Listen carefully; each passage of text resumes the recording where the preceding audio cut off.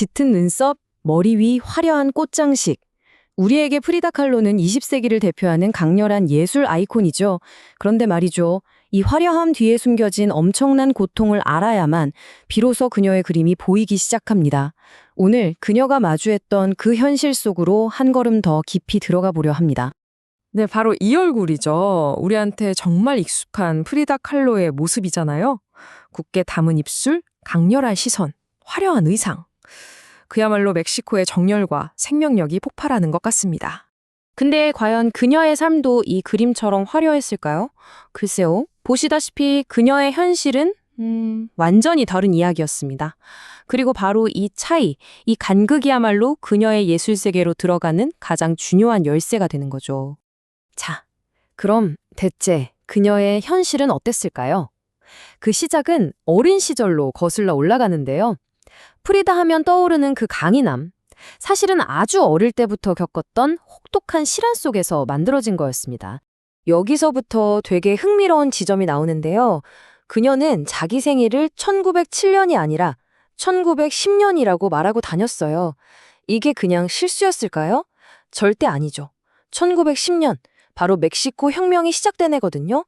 그러니까 스스로를 혁명의 딸이라고 생각한 거예요. 자기 운명을 조국의 새로운 시작이랑 딱 연결시킨 거죠. 대단하지 않나요? 애초에 그녀의 정체성 자체가 딱 경계에 서 있었어요.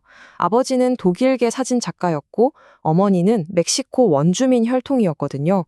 그러니까 유럽과 라틴 아메리카 이 두 개의 거대한 세계를 말 그대로 온몸으로 부딪히며 살아온 거죠. 이 충돌하고 섞이는 과정이 바로 그녀만의 독특한 예술을 만든 자양분이 된 겁니다. 시련은 정말 생각보다 빨리 찾아왔어요. 겨우 6살 때 소아마비를 앓아서 오른쪽 다리가 불편해졌죠. 평생 나무다리 프리다라고 놀림을 받으면서 살아야 했어요. 근데 프리다는 주눅들지 않았습니다. 오히려 그 모든 걸 뚫고 당시 멕시코 최고의 엘리트 학교에 입학해요. 그때 학생이 2,000명이었는데 여학생은 고작 35명. 그중 한 명이 바로 프리다였던 겁니다. 하지만 그녀의 의지만으로는 도저히 피할 수 없는 정말 인생을 송두리째 바꿔놓을 운명이 그녀를 기다리고 있었습니다. 그리고 가장 잔인한 건 뭐냐면요. 이 모든 걸 망가뜨린 바로 그 순간이 역설적이게도 프리다 칼로라는 위대한 예술가를 탄생시킨 계기가 됐다는 거예요. 1925년 9월 17일, 당시 18살 의대생이었던 프리다가 버스를 타고 집에 가고 있었어요. 그런데 그 버스가 전차랑 정면으로 충돌하고 맙니다. 바로 이 단 한 번의 사고로 그녀의 인생은 그 이전과 이후로 완전히 갈라지게 되죠. 사고 결과는 정말 말로 다 하기 어려울 정도로 끔찍했습니다. 의사들은 그녀가 살아남은 것 자체가 기적이라고 말할 정도였으니까요. 그녀의 몸은 뭐랄까 산산조각이 났다고 해야 할까요? 척추가 새 동강이 나고요. 골반은 아예 부서져 버렸고 심지어 쇠파이프가 배를 뚫고 들어가 자궁을 관통했어요. 이 사고 때문에 평생 30번이 넘는 수술을 받아야 했습니다. 이때부터 끔찍한 육체의 고통은 그녀의 일부가 됐고 그녀가 평생 그림으로 탐구해야 할 가장 중요한 주제가 된 거죠. 움직일 수도 없는 그 고통의 시간 동안 침대에 온몸이 석고 깁스로 고정된 채 누워 있었어요. 그때 아버지가 특수 제작한 이젤을, 어머니는 침대 천장에 커다란 거울을 달아줬습니다. 그리고 그 거울 속에서 프리다는 평생 그려야 할 단 한 명의 모델을 발견한 거예요. 바로 자기 자신을요. 그녀 작품의 3분의 1, 그러니까 55점이 넘는 자화상은 그렇게 자신의 고통을 똑바로 쳐다보는 것에서부터 시작됐습니다. 근데 프리다의 삶을 뒤흔든 건 부서진 몸의 고통뿐만이 아니었습니다. 그녀의 영혼까지 잠식했던 또 하나의 거대한 폭풍이 있었는데 바로 멕시코 미술의 거장 디에고 리베라와의 사랑이었죠. 당시 디에고 리베라는 멕시코 벽화운동을 이끄는 살아있는 전설 같은 사람이었어요. 거대한 덩치만큼이나 예술 세계도 카리스마도 엄청났죠. 젊고 재능 넘치던 프리다는 이런 디에고에게 속수무책으로 빠져들고 맙니다.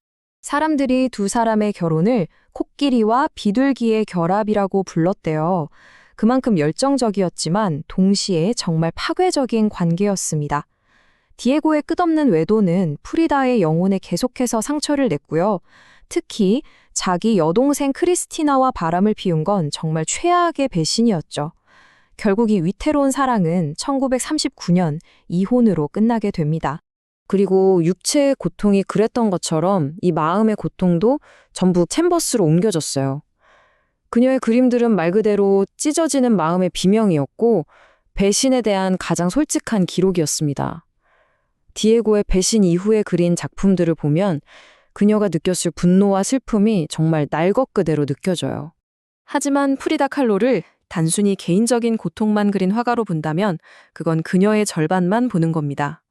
그녀의 예술은 언제나 더 큰 세상을 향해 있었어요. 바로 자신의 조국 멕시코, 그리고 시대의 혁명을 향해서요. 그녀는 멕시카니다드, 그러니까 멕시코 고유의 정체성에 대한 자부심으로 가득 차 있었어요. 유럽 스타일을 따라하는 대신 멕시코 전통 의상을 고집했고 아즈텍이나 마야 신화 같은 상징들을 작품 속에 녹여냈죠. 또 예술이 세상을 바꿀 수 있다고 믿었던 아주 열렬한 공산주의자이기도 했습니다. 심지어 망명한 혁명가 레온 트로츠키에게 자기 집을 내어주기까지 했으니까요. 정말 신념이 강한 사람이었죠. 자, 그리고 마침내 그녀가 왜 시대를 넘어서 지금까지도 페미니스트 아이콘으로 불리는 걸까요? 그 핵심이 뭘까요? 그건 바로 정직함 때문이었습니다. 그녀는 그 어떤 화가도 감히 그리지 못했던 것들, 그러니까 사회가 여성들에게 이런 건 좀 숨겨라 라고 말하던 경험들을 캔버스 한가운데에 떡하니 그려냈어요. 유산의 아픔, 출산의 고통, 사랑받지 못하는 몸, 이 모든 금기를 깨부순 거죠. 여성의 현실, 그 고통과 아름다움을 예술의 가장 중요한 주제로 당당하게 선언한 최초의 예술가 중 한 명이었던 겁니다. 이처럼 그녀의 삶은 정말 고통의 연속이었는데 정말 놀랍게도 그 고통의 깊이가 깊을수록 그녀의 예술은 더 강한 생명력을 얻었습니다. 그리고 그 유산은 시대를 넘어서 지금 우리에게까지 어마어마한 영향을 미치고 있죠. 그 가치를 가장 확실하게 보여주는 숫자가 있습니다. 바로 3,490만 달러. 우리나라 돈으로 환산하면 450억 원이 훌쩍 넘는 돈인데요.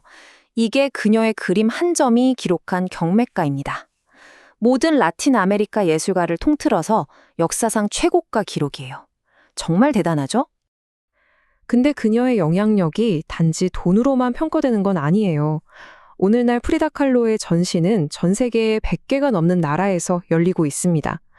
멕시코의 작은 푸른 집에서 시작된 한 개인의 지독했던 현실이 어떻게 국경과 시대를 뛰어넘어 전 세계인의 마음을 움직이는 보편적인 이야기가 됐는지를 보여주는 거죠.